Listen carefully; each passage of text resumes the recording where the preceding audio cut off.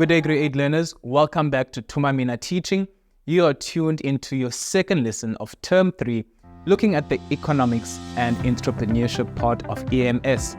Now, we are currently looking at different business forms of ownership. In the first lesson, we looked at sole traders and partnerships. In today's lesson, we'll focus more on companies. What's that? What? Guys, do not forget, subscribe, like, share, but also most importantly, for your self-assessment, make sure you scan the QR code. Now, are you ready for your second lesson? Because I know I am. Let us go.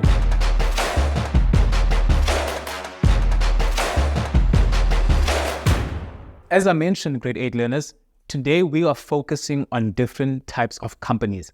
Now, if you do decide to take business studies in grade 10 onwards, you will learn about many different kinds. But in today, we're focusing on two: private and public companies. Before we have a look at companies, we first have to understand what shares are. So let me give you an example. The example goes like this. Suppose you and 3 of your best friends all love sneakers and decide to team up and buy yourselves one pair of limited edition sneakers. But you also have an agenda. Because you know that your other friend has been looking for this particular sneaker for a very long time, you plan to sell these sneakers to him at a more expensive price. Now you know that your friend desperately wants this limited edition sneaker for his own collection. The 3 of you buy the sneakers for 1,200 Rand. Suppose you contribute 600 Rand and your other 2 friends each contribute 300 Rand to the price. You then decide to sell the sneakers for 1,800 Rand to your other friend that desperately wants the limited edition sneaker. Now, Grade 8 learners, how would you distribute the profits and costs incurred with this sale? Stop this video and discuss this in class.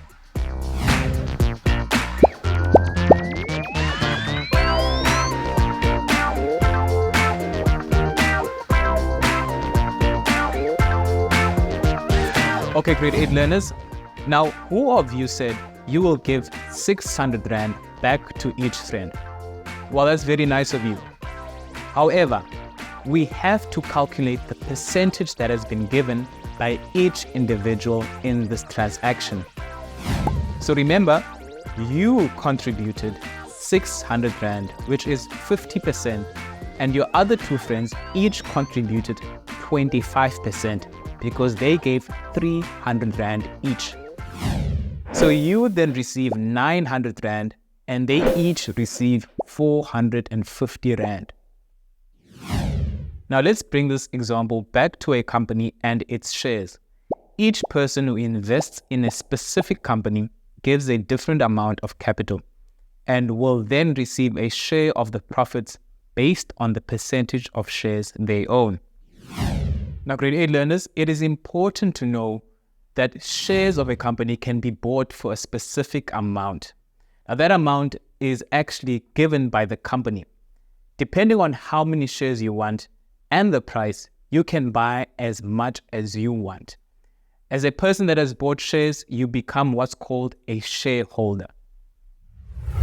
Okay, but for now, let's move on. Let's look at private companies. Now, the word gives it away. It's a private company, which means that the shares are not distributed publicly. The business decides who to sell their shares to. When it comes to a public company, they can sell shares to the public, which therefore means that anyone who can afford it can buy shares in a public company. These shares are also traded on a public platform, which we call the stock market. I'm sure you have heard of the USA's Wall Street. The South African version of this is called the Johannesburg Stock Exchange, or the JSE.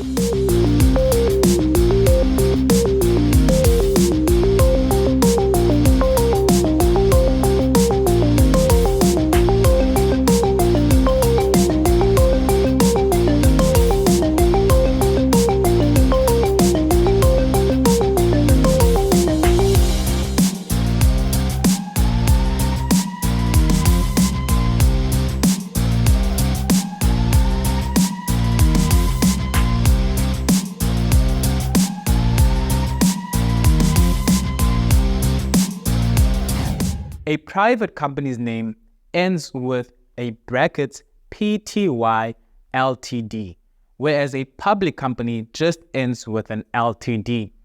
Now, Pty stands for Property Limited.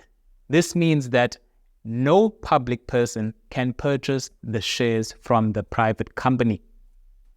Now, to remember this, a private company's name will always have brackets. It is private, whereas a public will just have an Ltd.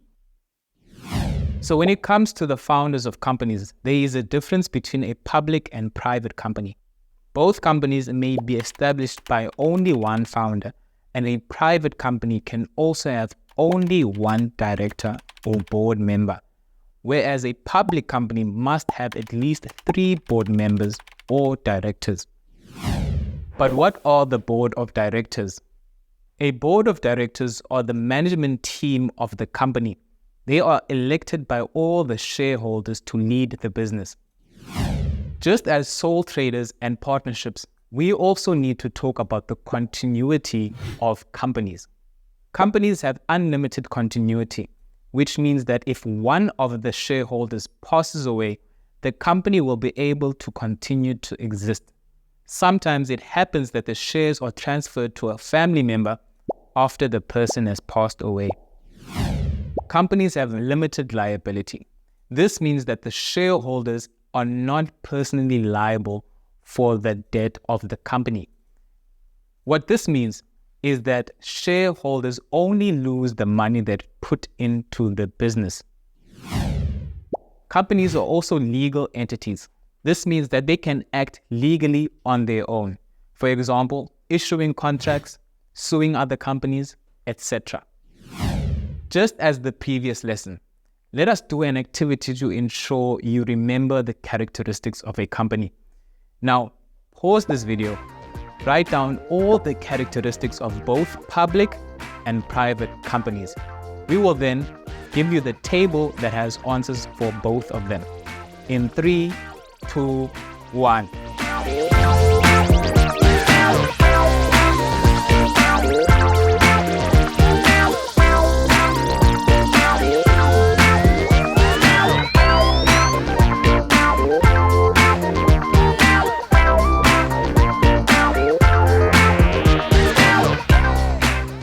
Grade 8 learners, I'm sure you got this correct, but to get the copy, download it on the link below on the description.